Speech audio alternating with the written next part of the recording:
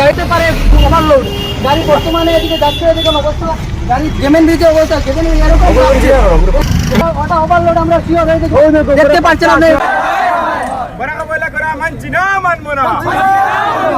ছাত্র শক্তি রাষ্ট্র শক্তি কাটিগড়া বদরপুর সংযোগী গ্যামন সেতুর উপর দিয়ে ওভারলোড লরি পারাপারের বিরুদ্ধে সরব হয়েছে অ্যারিস ইউআই সহ এনসি কলেজের পড়ুয়ারা।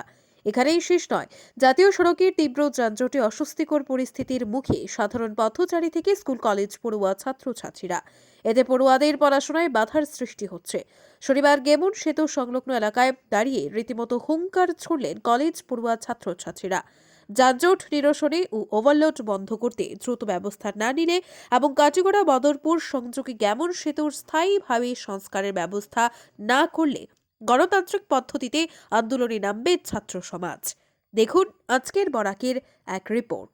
সুধীর দর্শক, খবরটি দেখার আগে আপনারা আমাদের আজকের বরাক ইউটিউব সাবস্ক্রাইব এবং ফেসবুকে ফলো করতে ভুলবেন না কিন্তু। গাড়িতে পারে ওভারলোড গাড়ি বর্তমানে এদিকে যাচ্ছে এরকম অবস্থা গাড়ি গেমেন ব্রিজের অবস্থা গেমেন এরকম চাপছে রাস্তার ব্রিজটা হঠাৎ যদি ভেঙে যায় তাহলে কি অবস্থা হবে? এই কাটিগড়ার ছাত্রদের ভবিষ্যৎ কি হবে? ওটা ওভারলোড আমরা শিওর হয়ে দেখতে পাচ্ছিলাম না অলরেডি দেখা যাচ্ছে যে ওটা ওভারলোড হতে পারে আমাদের সন্দেহ। পুলিশ থাকা অবস্থাতেই যাচ্ছে গাড়িগুলো দিনে এভাবে যায় তো রাত্রে কত গাড়ি যাচ্ছে আমরা দিনে গাড়ি যাচ্ছে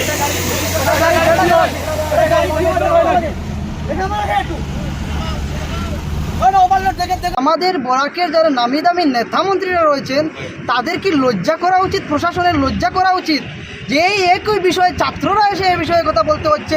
আজকে বরাকের বিভিন্ন নামি দামি নেতা মন্ত্রীরা রয়েছেন যাদেরকে মুখ্যমন্ত্রীর সঙ্গে ফেসবুকে পোস্ট করতে দেখা যায়, ইনস্টাগ্রামে তাদের সঙ্গে ছবি তুলে আপলোড করতে দেখা যায়।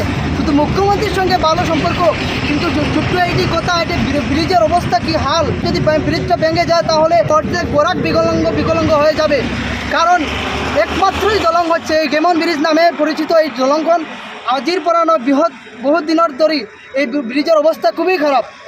কিন্তু 10,000 প্রতিদিন লড়াছোয়ালি এই Katigorah, Kalain, Jalalpur, Badarpur, NC college, Paragon college, বিভিন্ন কলেজের ছাত্র, বিকন কলেজের ছাত্র প্রতিদিন এই রাস্তা দিয়ে যাতায়াত করে। একটাবার কি ভেবেছিলেন এর জন্য কে দায়ী হবে? যদি সরকার কি দায়ী হবে?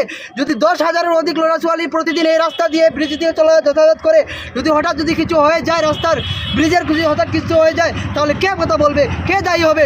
আমরা সরকার এবং পুলিশ প্রশাসনকে দায়ী করব। আমাদেরকে অবহেলা করা চলবে না। কাছাড় জেলার ডিসি মহোদয়ের কাছে আমাদের বিশেষ অনুরোধ, এটার উচিত তদন্ত করিব লাগে। আৰু এই ছাত্র সমাজের পৰা একটু মুখ্যমন্ত্রীর দৃষ্টি আকর্ষণ কৰি আছোঁ, আপুনি এটার উপর অতি গুরুত্ব দিয়ক আৰু এটা সুস্থ সমাধান করে দিব লাগিব আমাদের।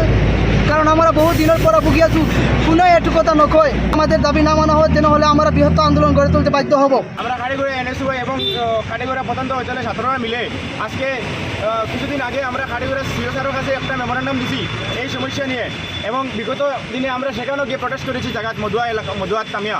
কিন্তু যে যানজটের সমস্যা রয়েছে এবং এই যে ব্রিজ ভাঙ্গার সমস্যা রয়েছে, কিন্তু তা পুনরাবৃত্তি বেড়েই চলেছে। আমরা দেখতে পাচ্ছি যে ঢাকা উপত্যকার একমাত্র মিড পয়েন্ট ব্রিজ হচ্ছে একটি বরাকের গেমেন সেতু।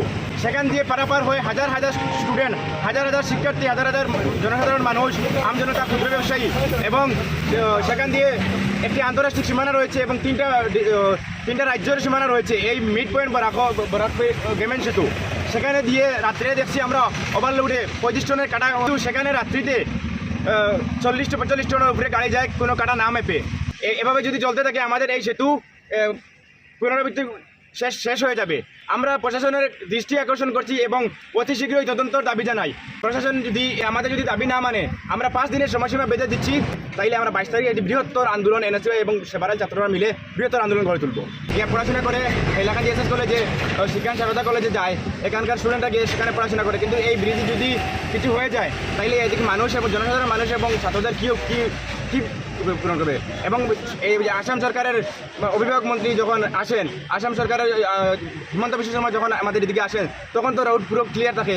এখানে আমরা কোনো যানজটের সমস্যা দেখতে পাই না। মধুয়া এলাকায় বিগত কয়েকদিন থেকে আমরা এখানে প্রোটেস্ট করছি, কিন্তু এই যানজট লেগেই রেখেছে। গেমেন ব্রিজ পার হওয়ার পর ওখানে অবৈধভাবে কয়েকটি লরি রাস্তার পাশে আটকে রেখেছে এবং সেখানে লোড আনলোড চলছে।